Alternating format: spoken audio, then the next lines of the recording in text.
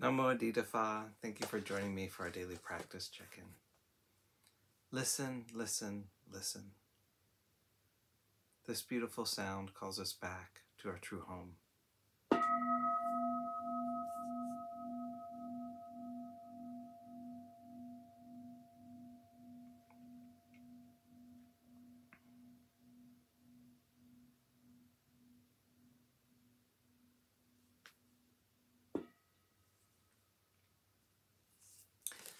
The first mindfulness training.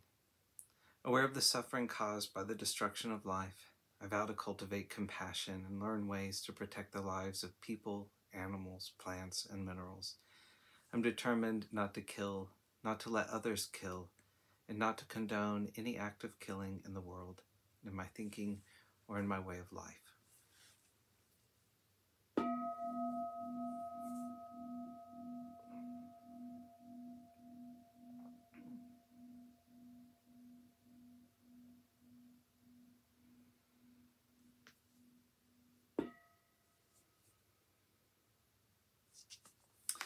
For Dharma lessons, we're reading Ajahn Chah's book, Everything is Teaching Us, and we're beginning with some excerpts from a new Dharma talk called Right Restraint. Exercise restraint and caution about the 6 sense faculties of the eye seeing forms, the ear hearing sounds, and so forth.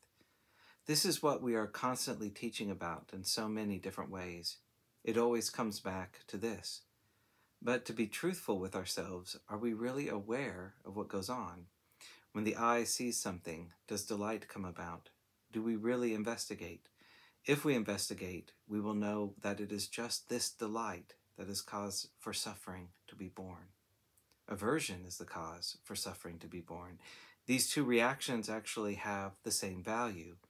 When they occur, we can see the fault of them. If there is delight, it is merely delight. If there is aversion, it is merely aversion. This is the way to quell them.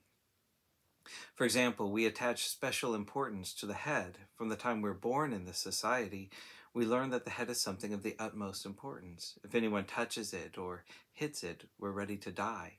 If we're slapped on other parts of our body, it's no big deal, but we give this special importance to the head and we get really angry if anyone slaps it. But how far is your thinking from such a perception? Please look at this. It's just a conventional reality that people are stuck in. This is an important point of practice for us. We should contemplate this in the way of Dharma. The truly fearful is here, nowhere else. This is where we humans lose our minds. Just this is a basic point of practice.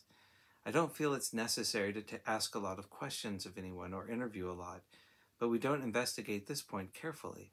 Sometimes I see monks heading off carrying the big lot, walking here and there under the hot sun, wandering through many provinces. When I watch them, I think, that must be tiring. Where are you going? I'm seeking peace. I don't have any answer for that. I don't know where they can seek peace. I'm not disparaging them. I was like that too. I sought peace, always thinking it must be in some other place. Well, it was true in a way. When I would get to some of those places, I was a little bit at ease. It seems people have to be like this.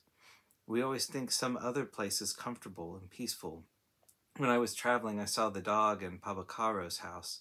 They had this big dog. They really loved it. They kept it outside most of the time. They fed it outside, and it slept there too. But sometimes it wanted to come inside, so it would go and paw at the door and bark. That bothered the owner, so he would let it in, then close the door behind it. The dog would walk around inside the house for a while, and then it would get bored and want to go out again, back to the door, pawing and barking, so the owner would get up and go let it out. It would be happy outside for a little while, and then want to come back in, barking at the door again.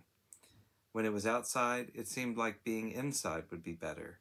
Being inside was fun for a spell, then it was bored and had to go out again. The minds of people are like that, like a dog. They are always in and out, here and there, not really understanding that the place is where the place is that they will be happy.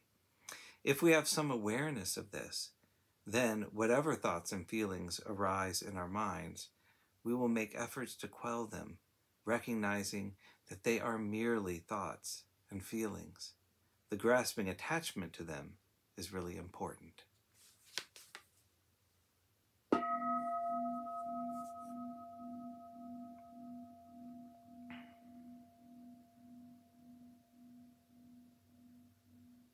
May all beings be well. May all beings be happy. May all beings be at ease. Sadhu, sadhu, sadhu. Thank you for joining me today.